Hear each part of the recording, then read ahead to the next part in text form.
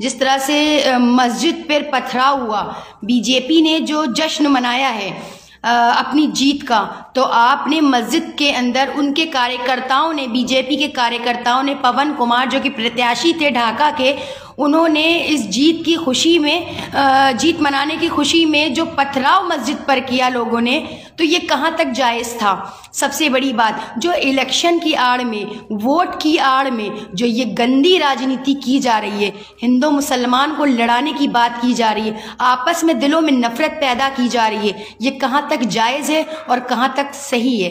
क्या ये लोकतंत्र की हत्या नहीं है कि आप किसी को सांप्रदायिक तरीके से या किसी के एक समुदाय को टारगेट करके आप उसके ऊपर इस तरह से अत्याचार करेंगे? तो ये चीज़ें गलत हैं। अगर हम जिस तरह से आप देख रहे हैं कि आपको लगता है कि हर बार ये मुसलमान और दलितों के साथ जो हो रहा है, यानी उनके हुकूक को सरीहन पामाल किया जा रहा है, यानी हमारे हुकूक, ख़ास तौर से मुस्लिम्स के हुकूक को जिस तरह से आप देख रहे हैं हर जगह जगह मुसलमानों को टारगेट किया जा रहा है। एक हमारे शेखुल इस्लाम हैं, उनको उनके ऊपर CA NRC की वजह से जो गैंगस्टर गुंडा एक्ट लगाई गई है, वो किस बिहाफ पे आपने लगाई? आप लोगों के यहाँ छापेमारी कर रहे हैं, ATS भेजते हैं, तो ये सब तरीके आपके किस तरीके का आप चलाना चाह रहे हैं? मैं बीजेपी के लोगों से ये खास तौर से पूछना चाहती हूँ कि आपने वोट की वजह से आपस में भारत को तोड़ने का निर्णय कर लिया है,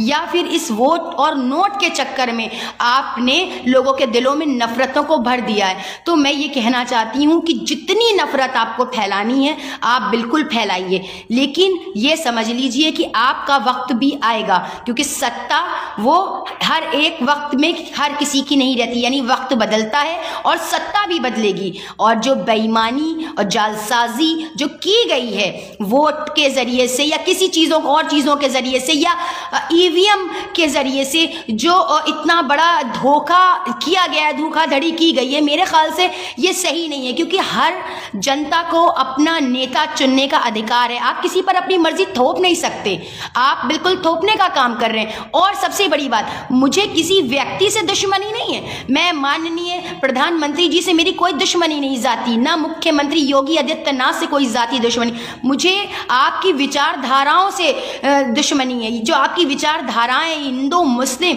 जब से आप सत्ता में आकर बैठे हैं आपने एक प्रोपेगंडा फैला दिया है, लोगों के बीच नफरत भर दी, लोगों के दिलों में नफरतों के बीज बो दिए। तो कहाँ तक ये सही है? जिस गंगा जमनी तहजीब को हम बचाते बचाते थक गए, उस गंगा जमनी तहजीब को पैरों तले रौंदा जा रहा है। और दूसरी चीज़ ये कि मुसलमानों को आप टारगेट करते हैं, आपको लगता है कि हम मुसलमान को टारगेट करेंगे तो आपको हिंदू आपकी तरफ होगा, आपको वोट देगा। तो ये सब आपकी चीज़ें, जो आपकी नीति चल रही है, ये कभी ना कभी ख़त्म होगी, क्योंकि ये वो भारत है जहाँ हिंदू मुस्लिम आपस में मोहब्बत से रहते हैं। और हमें ये लगता है कि जिन हिंदू को मैं जानती हूँ, जिन लोगों को मैं जानती हूँ, वो बेहद हमसे मोहब्बत करते हैं। और आपकी जो ये शासन है, जो आपका प्रशासन है, जो एक जोर लगा रहा है इस चीज़ पर कि इस चीज़ को ख़त्म करने की कोशिश कर रहा है, गंगा जमनी तहजीब को मिटाने की कोशिश कर रहा है, तो ये आपकी नाकामी है, कहीं ना कहीं आप नाकाम होंगे। और जो पटना में हादसा हुआ है मोतिहारी में कि मस्जिद के ऊपर पथराव किया गया, बीजेपी के कार्यकर्ताओं ने अपनी जीत का जश्न मनाया, तो आप किसी समुदाय को टारगेट कर रहे हैं। और आप बेशक सिर्फ बीजेपी का काम है मुसलमानों को टारगेट करना। अभी आपने बोला था कि हम लव जिहाद लाएंगे, कहाँ? बिहार में लेकर आएंगे, आप कानून लेकर आएंगे। आप कैसे कानूनों की बात करते हैं? कभी आप NRC के कानून की बात करते हैं, कभी आप लव जिहाद के कानून की बात करते हैं, कभी आप 3 तलाक के कानून की बात करते हैं। तो क्या आपको क्या लग रहा है, क्या पूरी भारत की जनता इतनी बेवकूफ़ है कि आपका प्रोपेगेंडा समझ नहीं पा रही है? जो तांडव आप रचना चाह रहे हैं उसको बंद कीजिए। हमारी दुश्मनी आपसे नहीं है, व्यक्तिगत दुश्मनी नहीं है, हमारी विचारधारा की दुश्मनी है। हम आपकी विचारधाराओं से नफरत करते हैं, क्योंकि आपने जो कूटनीति करके आप जो सत्ता में आकर बैठे हैं और लोगों के दिलों में बीज बो रहे हैं नफरत के, उस नफरत को हम खत्म करने में जरूर कामयाब होंगे और हम आगे बढ़ते रहेंगे।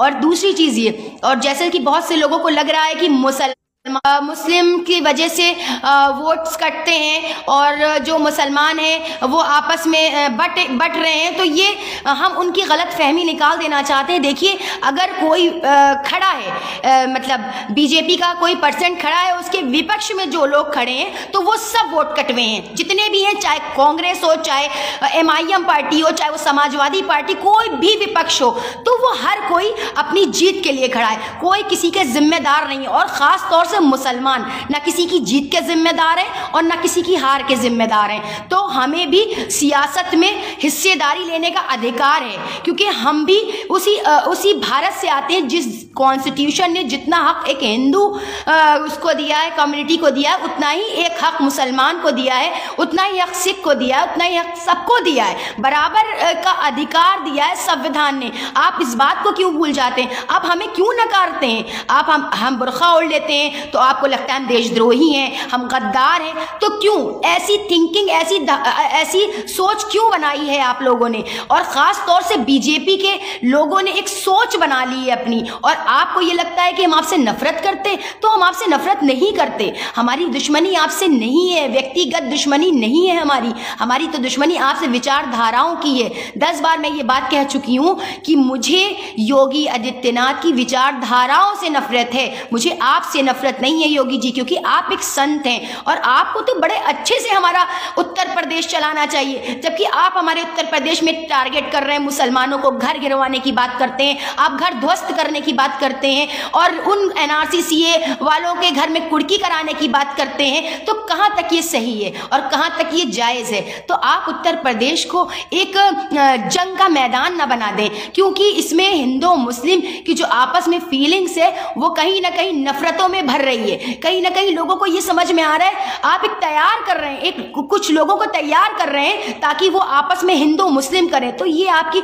साजिश को हम कामयाब नहीं होने देंगे। मैं भी यूपी की बेटी हूं और मैं इस यूपी के अंदर वो मोहब्बत भर दूंगी, वो मोहब्बत कायम कर दूंगी। हिंदू मुस्लिम की नफरतों को मिटाने का काम और मिटाने का मकसद ही हमारा असल मकसद होगा। और सियासत में हिस्सेदारी लेने का अधिकार हम मुसलमानों को भी है और बेशक हम सियासत में हिस्सा लेंगे और कंधे से कंधा मिलाकर इस जंग को मुकम्मल करेंगे। और दूसरी चीज ये कि और अपने भारत को, जो कि दूसरे मुल्कों में इस गंगा जमनी तहजीब को देखा जाता है, इसकी एकता और अखंडता को देखा जाता है, तो उसी एकता और अखंडता को बरकरार रखने के लिए, बाकी रखने के लिए हमें भी सियासत में हिस्सेदारी लेकर और आपस में जो ये घिनौना माहौल जो पैदा किया जा रहा है, जो लड़वाया जा रहा है, जो हिंदू मुस्लिम के नाम पर डिबेट्स हो रही है, डिबेट्स में बैठ के जलील करा जा रहा है, तो ये सारे काम खत्म होने चाहिए। क्योंकि वो जो पत्रकार बैठकर जलील करते हैं, आए रोज मुसलमानों की इज्जत को पामाल करते हैं, उनको देशद्रोही बताते हैं, उन्हें गद्दार बताते हैं, JNU के स्टूडेंट्स को गद्दार बताते हैं, उनको बताते हैं कि हम मुखालिफ हैं, तो कोई किसी का मुखालिफ नहीं है, आपकी विचारधारा के हम मुखालिफ हैं। क्योंकि माननीय प्रधानमंत्री जी, माननीय योगी जी, जिस तरह की आप लोग विचारधारा रखते हैं, इस तरह से देश नहीं चलता। हमारे नेहरू जी ने इस तरह से देश नहीं चलाया, हमारे स्वामी विवेकानंद जी ने ऐसी विचारधारा नहीं रखी जिस तरह की विचारधारा आप लोग रख रहे हैं। इससे सिर्फ देश में तबाही है और बर्बादी है, जो बच्चों का भविष्य है वो अंधकार की तरफ जा रहा है। तो अपने बच्चों के उज्जवल भविष्य के लिए और अपने हिंदुस्तान के उज्जवल भविष्य के लिए अगर हमें आगे बढ़ना पड़े सियासी तौर पर या किसी भी तौर पर, आंदोलनकारी तौर पर, क्रांतिकारी तौर पर, तो हम बढ़ेंगे, पर हम अपने भारत को बचाएंगे और अपने भारत में नफरत फैलने नहीं देंगे और नफरत का खात्मा कर रहेंगे इंशाल्लाह। क्योंकि हम उस भारत में रहते हैं जहां हमारा हिंदू भाई भी हमारा है और हमारा मुसलमान भाई भी हमारा है। ये जो आप बैठ के डिबेट्स में लोग हिंदू मुस्लिम करते हैं, तो ये काम बंद करें, क्योंकि हम सब जानते हैं कि क्या सियासत है। क्योंकि सियासत जो आपकी टिकी हुई है वो धर्म की राजनीति है। आपकी राजनीति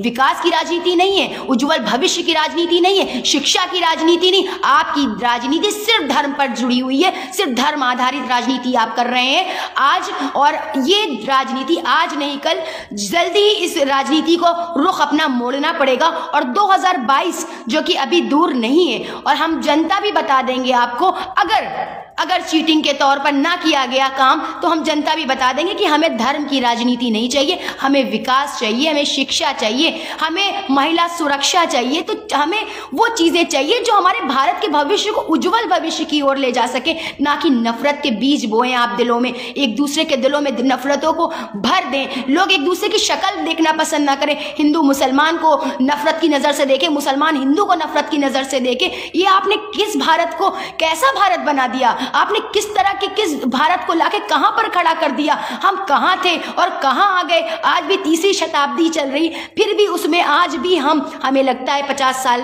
पहले पीछे चल रहे हैं। जिस तरह के विकास देखने को मिल रहे हैं, बिहार में कितना खराब डेवलपमेंट था। वहां के लोग, वहां के छोटे छोटे बच्चे मजदूरी कर रहे थे। मुझे तो यकीन नहीं हो रहा था कि मैं इस बिहार में हूं जहां पर आज भी लोग पीछे हैं। तो मुझे नहीं पता कि ये किस तरह से मुमकिन है और किस तरह से आगे इन सब कामों को करना होगा। और हम सब मिलकर, हम सब अवाम मिलकर जरूर आगे इस उज्जवल भविष्य को, भारत के उज्जवल भविष्य को आगे ले जाएंगे। और हिंदू मुसलमान जो आप करना चाह रहे हैं ना, उसको हम खत्म कर देंगे। इसके लिए चाहे मेरी जान चली जाए, पर हम अपनी गंगा जमनी तहजीब को खत्म नहीं होने देंगे और अपने भारत को एक मजबूत भारत बनाएंगे और उस जगह पर लाकर खड़ा करेंगे जहां पर आज अमेरिका खड़ा है, जहां पर आज फ्रांस खड़ा है। वो अपनी तरक्की देख रहे हैं और आज हमारी तरक्की कहां जा रही है? आज हम सिर्फ झगड़ों में पड़े हुए हैं, आज सिर्फ हम लड़ाई में पड़े हुए हैं कि हम एक दूसरे की नफरत का सबब बन चुके हैं। तो अब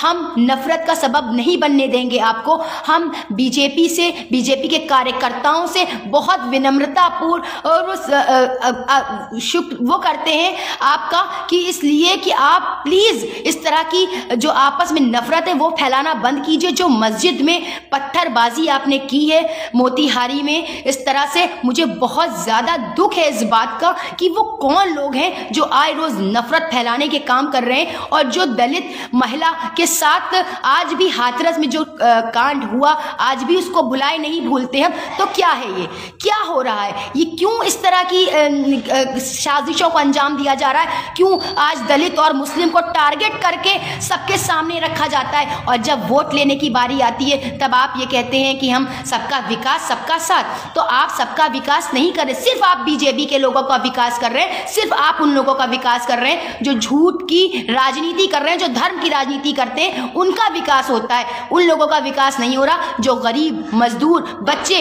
अपने अब छोटे छोटे बच्चों को खेतों में काम करने के लिए भेजते, शिक्षा के नाम पर कुछ नहीं, आपने एजुकेशन के नाम पे कुछ नहीं रखा, अस्पताल है नहीं, उत्तर प्रदेश में कोई सहूलत दे नहीं रहे हैं आप। सिर्फ आपने एक मोटिव बना लिया मुसलमानों को टारगेट करना, मुसलमानों की बिल्डिंगों को ढाना और उनके घर को ध्वस्त करना। आपका बस एक मकसद बन चुका है, आपका एक टाइटल बन चुका है। तो ये काम करना बंद कीजिए। हमको ऐसी राजनीति नहीं चाहिए। अगर आप अच्छी राजनीति करेंगे तो बेशक हम आपका सपोर्ट करते हैं, हम बेशक बीजेपी का सपोर्ट करेंगे, जब अगर बीजेपी अपनी गंदी विचारधारा को खत्म कर देगी। यानी ये जो आपस में आपने जो दिलों में नफरतें फैलाने का काम किया है, ये खत्म करिए। हम बेशक आपका साथ देंगे, लेकिन इस चीज को आपको सोचना होगा, समझना होगा कि आप कहां इस उत्तर प्रदेश को लेकर चले जा रहे हैं। क्यों आप इस तरह की हरकतों को अंजाम दे रहे हैं और मुसलमानों को टारगेट कर रहे हैं और मुसलमानों के घरों को ध्वस्त करने की बात करते हैं और एनआरसी सीए के लोगों के घर पर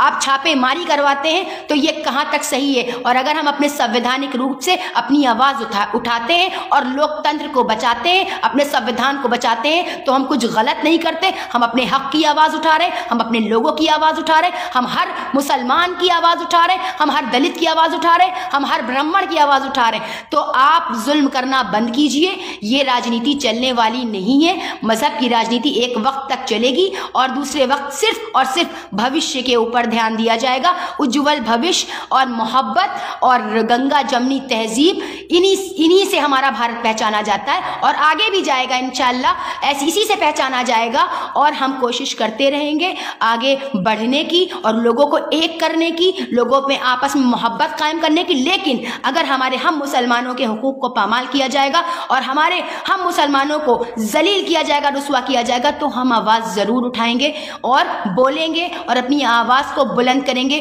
और ये आवाज़ जाएगी दूर तक, ये दिल्ली तक हमारी आवाज़ जाएगी इंशाअल्लाह। और हम लड़ते रहेंगे हक़ के लिए, जुल्म के ख़िलाफ़ हम आवाज़ उठा चुके हैं, अब हमारी आवाज़ बंद होने वाली नहीं है। जय हिंद, जय भारत।